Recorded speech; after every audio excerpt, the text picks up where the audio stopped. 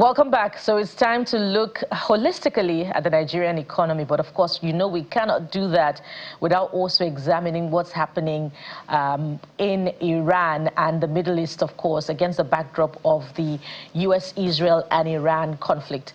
Joining us now is Dr. Paul Alaji, of course, Chief Economist at SPM Professionals. Dr. Alaji, thank you for joining us. And it's good to finally meet you in person. Thank you so much for having me. Indeed. It's nice to see you for the first time physically. Yes, indeed. Even though for nearly a decade or more, we have been interacting. Yes, we've been interacting. Yes, indeed.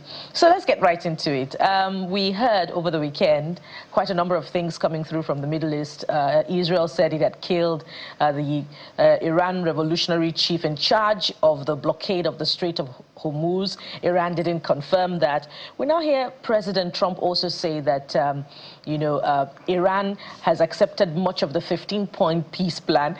Iran didn't confirm that as well. But President Trump is now saying that he's going to target Kars Island that has much of the deposits of Iran oil. So basically, there is no sign of peace in sight yet as far as the war in the Middle East is concerned. And crude oil price, as we speak now, is $108 per barrel or around that figure. So are we looking at buying petrol for a higher price, especially if U.S. makes good its threat to attack Iranian oil?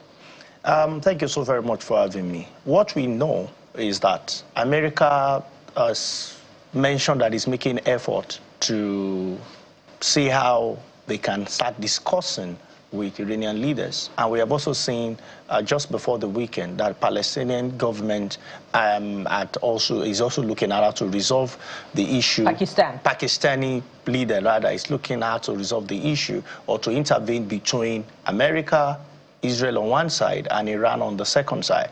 But whether that will be the case or not is a different conversation. What we know as of today is that the war is still going on, and the price for Brent crude is climbing close to $110 per barrel. If it gets to 120, one implication, Nigeria will be buying PMS above 1,500, approximately 1,600. That will have implication. That's almost times 2 on cost of transportation when it's pre-war. Recall that just before the war started, Dangote refinery has slashed price to below 800 naira, about 770, 780, 790 in some states. What that will mean is that your cost of living will almost multiply. What that means is that labor will start fresh agitation, most likely, and demanding from federal government. We have seen Governor of Oyo State, Seyi Makinde, announced some sort of support of 10,000 naira. It's something, even though relatively small, but we encourage other states to start thinking outside the box. What can they do for people? So do I think the world will stop? I hope it stopped yesterday. But with the activities that we are seeing around the Middle East, I doubt, because President Trump has also said that they don't even know who they are talking to. And it's crisis if you don't know who you are negotiating with. You need to know who you are talking to. So this war has major implication on gas supply. Just yesterday, we saw what we can call a notable cancellation of flight. Not cancellation, delay of flight, notable, from Nnamdi Azikiwe Airport to a number of airports around Nigeria. What he said is that, operational reasons. But data aggregator mentioned that Jet A1 rationing may be one of the reasons why we saw a number of delays. And you know, aviators in Nigeria, they are very professional. They will do everything alongside with NCAA, alongside with all the authority, the entire ministry, to ensure our sky is safe. So to bring that safety, even if it will lead to delay in flight, then they will communicate it. So it's already having tremendous impact, not just on the poor, who will travel in Abuja to Maraba and the price is almost double, or the rich who wants to fly from Nigeria to London or from Abuja to Lagos for middle class. It's affecting everybody. So, but I know, what we know here is that if the war prolongs and America target the Iranian oil, Nigeria should be ready to pay more for diesel. It will grow from where it is now at about 1,007 to about 2,000 naira per litre. That means you are going to pay more for production. You are going to pay more for finished good. And the ones that we are importing, it's quite easy for global inflation or external inflation, of course, to get into a price line in Nigeria, and we have to pay more for it. What does that mean for living standard? It reduces. What does that mean for inflation numbers? The Bureau of Statistics will release next month for March. Clearly, the a priori expectation, the expectation for inflation is that it will go up. Yes, it may not get up to 16% in the first instance. It will certainly be above 15.06% that is reported in the last report of the, in recent report, over 15%, slightly above 15% reported by the Bureau of Statistics. Inflation is expected to go up because when you look at prices of commodity, they have started going up. So what should Nigeria do? It's another kettle of fish. I think that's the natural question that we need to get into, Dr. Alaje. It's good to see you. It's like we switched places at this point, right? If you go around today, Mr. Alaje, you would see that a lot of people have stayed back home, and those who can afford to do their business are doing it under extreme difficulty. And it's simple, the price of petrol. We can't speak too much about this. And it's been a month plus now since that war began. How long would it take for government to figure out how to handle this? We say we remove subsidy. Yes, it is clear. But you can't just hands off and allow things to happen freely. That's why you have government, right? So what are the options on the table, learning from what other countries are doing and then localizing it to the Nigerian situation? I did a calculation of how much it will cost if the government were to pay some sort of subsidy, right? Maybe bring the price of petrol per litre to 1,000. I did the calculation per day, and it was a lot, right? But the point is this government must do something at all levels. What are the options on the table, and when is too late for this government to do something? It's already too late now to start thinking of the Israel-America versus Iran war. If that is what you are thinking about, I can tell you it is too late. In 2018, I spoke with your correspondent on your business show, I think about 10 a.m., sometimes mid-2018, when America, President Trump, at a time during his first tenure, announced tariff hike on China. That extended for a while. We started seeing increase in prices in Nigeria. That helped Nigeria inflation to jump up. It extended to somewhere around 2019. That was a major disruption around the world. But because no gun was shot, no missile exploded, it did not make so much of it, apart from very credible organization like yours and a few others in Nigeria. In 2020, 2 years after, it was shut down of the entire world. President Buhari of blessed memory announced sit at home for Nigerians, just like many other leaders around the world did. We saw global shortage of supply. We saw global shortage of demand. Everyone was under lock and key because of COVID-19. That, of course, Nigerian government started thinking, what can we do? Thankfully, a few things were done. Strategic reserve were released. But was it enough? The answer clearly was no. In 2022, it was President Vladimir Putin of Russia that woke up and decided to attack Ukraine. And we saw the impact on Black Sea. Prices went up. Diesel jumped up from 230 to over 700 naira per litre in Nigeria. Mark you, we are talking of countries that are in Eastern Europe. They have nothing to do with Africa. When I checked with Tanzania, prices have jumped by over 300% in Tanzania. We thought that was where it went. In 2024, nearly 2 years after, it was Israel versus Hamas. Now, 2 years again, it is Israel, America versus Russia. That should tell you that in 2028, we have high chance, there is a high likelihood there may be another crisis. Will it come from Europe? Will it come from Middle East? Will it come from Americans? We really do not know. But it's almost certain that global crisis may happen. It could be regional tension that will have impact. So what should we do? Our challenge in Nigeria has been the supply side. We have huge population. estimated at 230. Whether that number is correct or not, it's a different kettle of fish. And as I know, we do not want to do anything about our demand side. Nobody wants to talk about population concern. Nobody is even talking whether we should conduct a national population census to know or to get something close to 5% level of, high level of confidence, I beg your pardon, regarding our population, whether it's right or wrong. So the conversation today will not be about demand side. The conversation will be about supply side. We have supply concern around oil. We will not have been affected if we had strategic oil reserve that is, of course, going to guarantee us of what PMS is saying, to guarantee us of what diesel jet A1 is. But, you know, as we produce, we consume. Thankfully, the impact is not as much as it would have been if we had no local, privately owned local refinery. But we now have it. And you could see the rest of Africa, because of what is happening at the Strait of Hormuz, now depend on that same locally owned private refinery in Nigeria. And that is why perhaps we are not able to meet as of today, because Nigeria also has to be responsible by providing to those who want them. That's on one hand. We also have another challenge in terms of strategic food supply. The war, we have seen the impact on food prices gradually on finished product because of diesel, source of energy that, of course, we use to produce some of the things that are required. So, but for me, I think Nigerian government, we need to come up with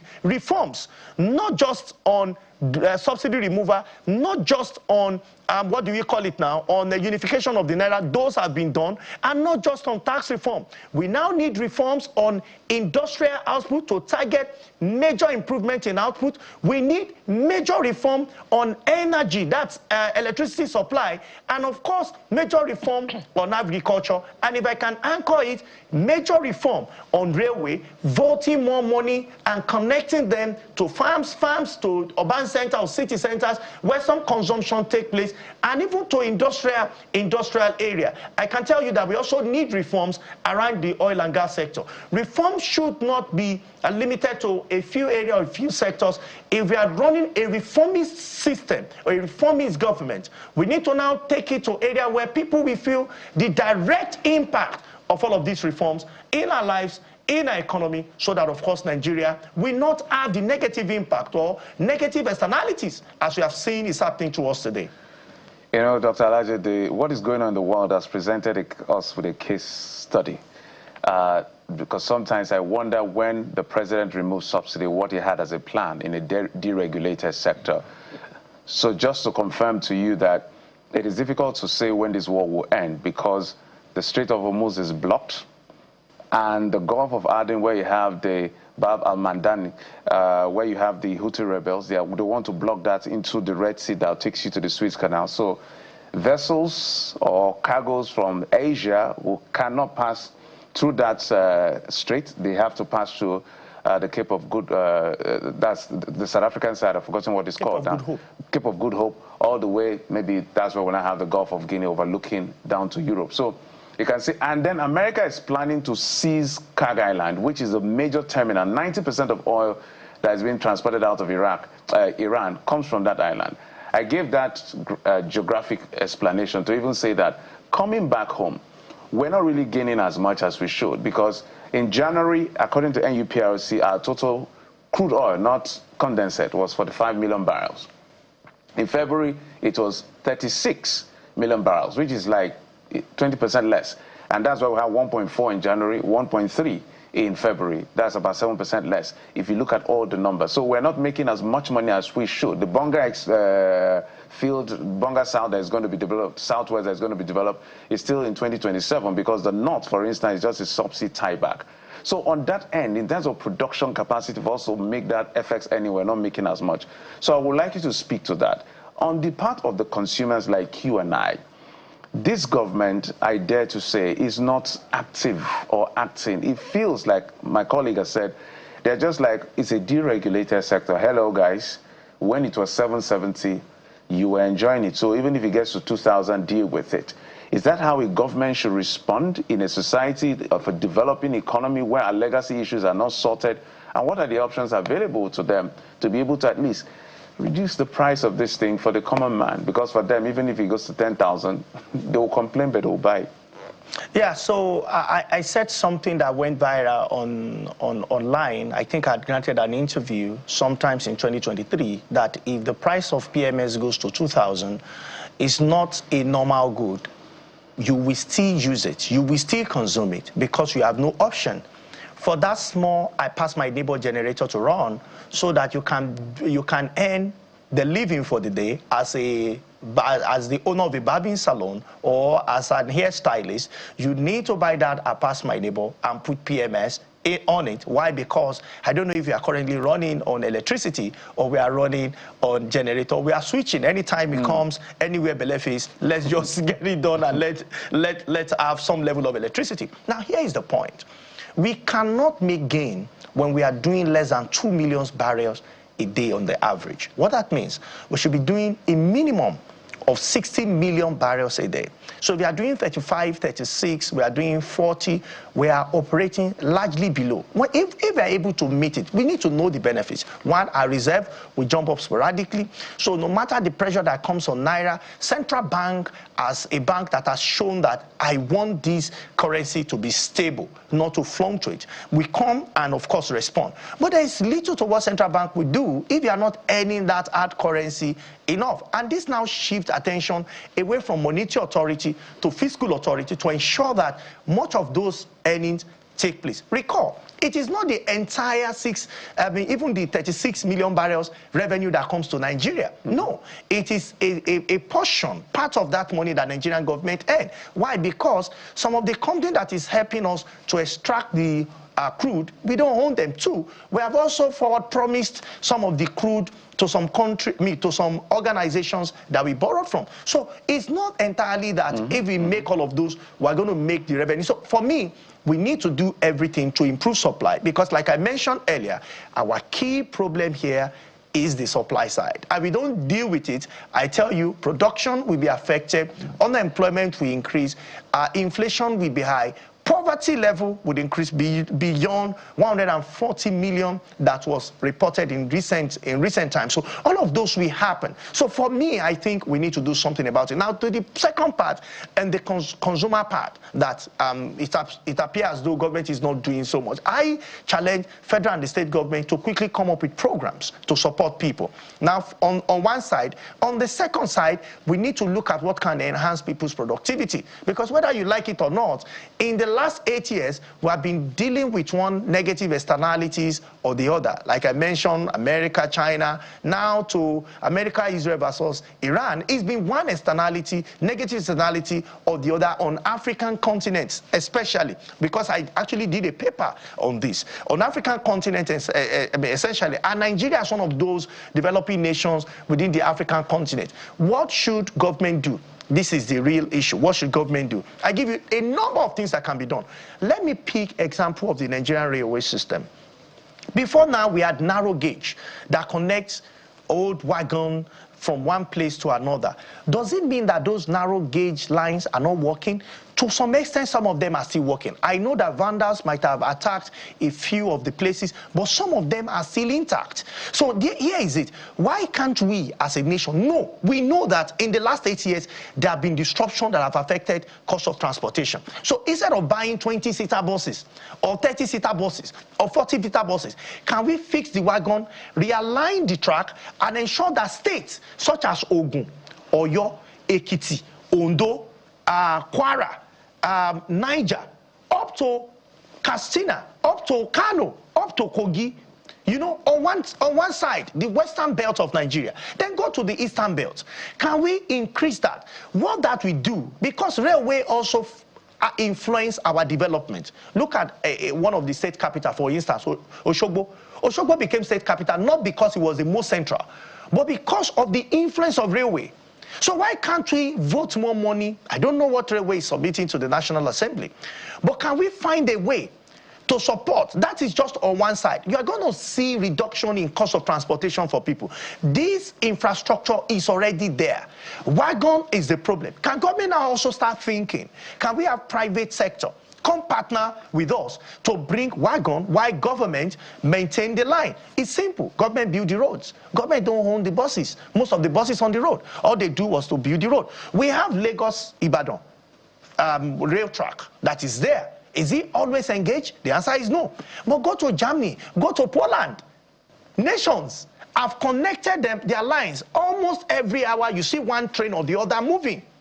Then can we, as state governors, speak to the federal government or engage the railways? How do we reduce the impact? Because I will not lie to you, in the next 2 years, there may be another crisis. We don't know where it will come from. I'm not saying on our soil, but whatever happens will, of course, certainly affect us. Another one is mass transit. How many states truly needs mass transit? Politically speaking, you say all states. But when you look at our population distribution, you cannot exempt that from Lagos because of the numbers. FCT because of the numbers. River State because of the numbers. Oyo State because of the numbers. Kano because of the numbers. Ogun now increasing because of influence is a sandwich state between Lagos and Oyo because of the numbers. Quite a number of states. And if you go to some states now, you see that they don't even have mass transit even now. They still go because of the number of people that are working in the state. They don't have that much. But are they exposed? So here is it. Different states have different, the impact is on them in different form. For some, 10,000, 20,000 may solve the problem. For some, it will be major infrastructure. For some states, it's just for them to earn more. But whatever we do, there is no way we can exempt ourselves from a state that we move away. You haven't spoken about the federal government.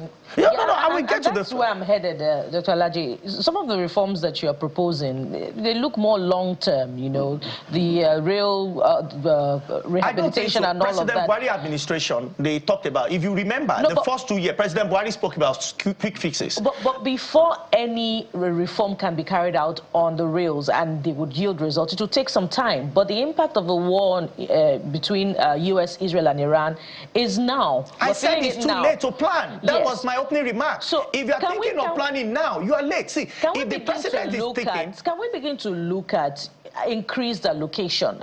Maybe we return subsidies partially, because the president had said, do not look to me alone, your governors are getting more money. But where is the funds going to? That's the question Nigerians are asking in states of the federation. Where is the result, evidence of increased allocation? Can we look at that on the one hand? Another thing I want you to speak to is CNG penetration.